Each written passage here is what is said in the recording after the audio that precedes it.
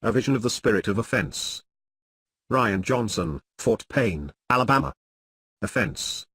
It's a word that we have either experienced or seen others walk through. It's a hot topic word as it seems more and more individuals are going through battles of being offended. Whether it is being offended over politics, religion, freedom, protest and choices, etc., the list is long with so many dealing with being offended on some level. To understand more about how offense works against individuals who have a relationship with Jesus, I began to consider how the mindset of offense works. That's when I saw an octopus. Yep, I know it sounds strange, but it was the image that first came to me. I began to see how offense operates like the arms and the legs of an octopus. Offense has the sole purpose to attach itself to you, to entangle you, and I believe that the Lord is detailing how a spirit of offense will come against you in 8 different ways. 1. Mind. Guard your heart, your mind, and keep your spirit devoted to the Father.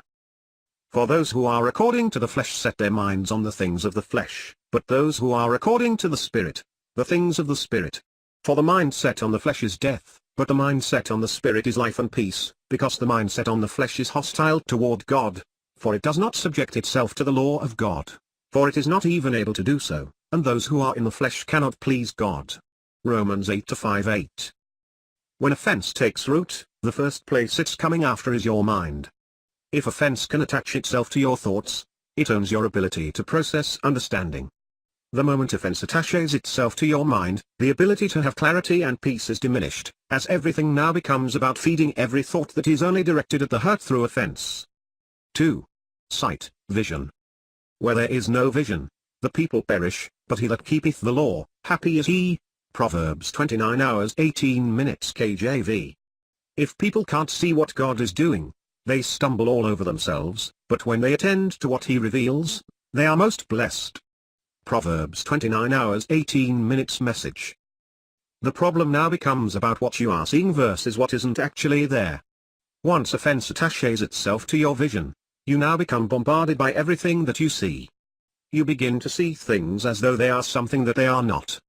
Every post, every picture, every action is something that you see as a direct attack against you. What is a general or a normal statement now looks as a direct shot against you. Offense shifts your vision from fulfilling your purpose into a place of opposition. From everyone, everything. You're now unable to recognize what God is doing as you're devoted to see what is being done to you. Photo by Flickr. 3. Heart.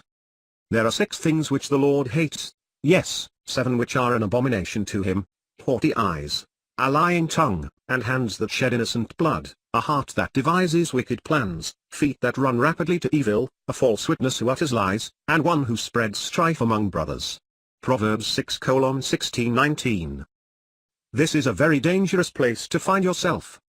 The moment that offense attaches itself to your heart, many things you do becomes toxic and dangerous. It's out of the abundance of your heart that everything about your true intentions are revealed. It's the moment that your heart becomes so infected that your actions become destructive to those that are around you. 4. Relationships. Love prospers when a fault is forgiven, but dwelling on it separates close friends. Proverbs 17:9. This has to be one of the saddest things to witness as offense attaches itself to your relationships. Offense will eventually put a wedge between you and your family or friends. Your relationships will change over time as you search out certain people to tell your side to who will be on your side or who is now your enemy. Offense will divide your most devoted friends to now become an enemy because they didn't see it your way. Elijah List prophetic resources. 5. Hearing. This you know, my beloved brethren. But everyone must be quick to hear, slow to speak and slow to anger, for the anger of man does not achieve the righteousness of God. James 1:19-20. Offense will attack your ear gate. A spirit of offense will attach itself to your hearing in such a way that not only will your natural hearing be affected, but also the ability to hear spiritually will be tainted. Naturally, we will begin to hear what others are saying and process those things to be slanderous towards us. More dangerously is when that affects your ability to hear what the Lord is saying. Your spiritual ear will become more tuned to the lies, manipulation and deception of the enemy. 6. Body, health. Pleasant words are a honeycomb, sweet to the soul and healing to the bones. Proverbs 16:24. Many don't like to talk about it, but the truth is, offense will begin to become a natural issue in your body. the negative thoughts, bitterness, unforgiveness, rage, frustration, unwarranted worries, strife, etc., eventually take a toll on your physical health. 7. Time. Offense shifts your vision from fulfilling your purpose into a place of opposition. From everyone, everything. Honor your father and mother, which is the first commandment with a promise, so that it may be well with you, and that you may live long on the earth. Ephesians 6:2-3. If honor produces life, what will offense take from life? Time. When offense attaches itself to you, your time becomes consumed with proving others wrong and you right. You become consumed with payback or restitution to what was done to you. Instead of being about the Father's business, your number one priority is you. Therefore your time is now robbed from your own offense. 8. Finances. God gives wisdom, knowledge, and joy to those who please Him. But if a sinner becomes wealthy, God takes the wealth away and gives it to those who please Him.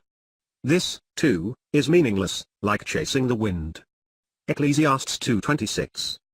I know that it's a touchy subject these days, but money is still a relevant issue that must be acknowledged in the kingdom.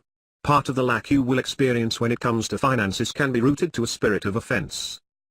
When offense attaches itself to you, you soon welcome bitterness toward others in ministry, pastors, apostles, prophets, networks, churches, organizations, etc. When that offense digs deep, you will begin to withhold your finances from what you once supported. Offense will convince you to do so as a plan of strategy. Offense will convince you that they will come crawling back to you because they need your money. Truth is, offense attacks your finances and not the finances of those who are pleasing God. Don't let the spirit of offense destroy you. A spirit of offense has but one purpose, to destroy you. Offense is straight from the enemy, and if you allow an open door, it will not be long until you see how it affects one of the 8, or more, ways mentioned above. Guard your heart, your mind, and keep your spirit devoted to the Father. When offense comes knocking, and it will, please walk out what the Bible declares.